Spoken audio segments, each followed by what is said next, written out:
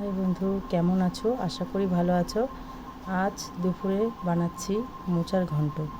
মোচাটা কেটে নিয়েছি, আর লাগছে আলু, টমেটো, পেঁয়াজ, এদিকে আদা, লঙ্কা, রসুন বেটে নিব। দেখতে থাকো তোমরা রেসিপিটা।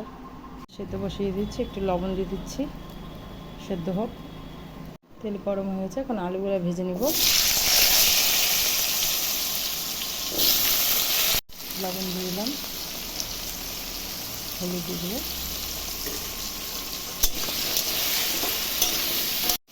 আলুগুলো একটু সেদ্ধ হোক, ঢাকা দিয়ে দেবো।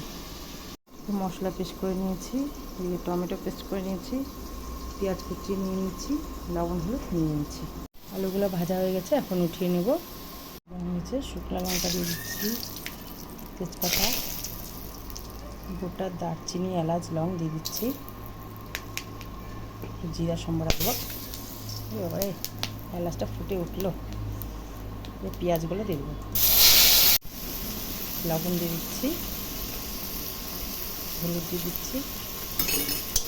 পেঁয়াজগুলো এখন কিছুক্ষণ ভেজে নেব। পেঁয়াজগুলো ভাজা হয়ে গেছে, এখন মশলাটা দিয়ে দেবো। মশলাটা কিছুটা কষে গেছে, এখন টমেটো বাটাটা দিয়ে দেবো, আবারও কষিয়ে নেব। এখন ঘরে তৈরি করা একটু ধনে গুঁড়ো দিয়ে দেবো, তো করে রেখেছিলাম। এটা এখন মশলার মধ্যে দিয়ে আবার কষাবো।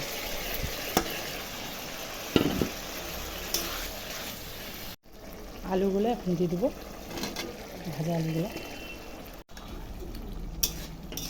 একটু কষিয়ে নেব, তারপরে আমাদের মোচার ঘন্ট তৈরি হয়ে যাবে।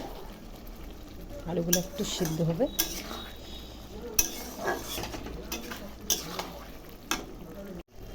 চিনি দিয়ে দেবো।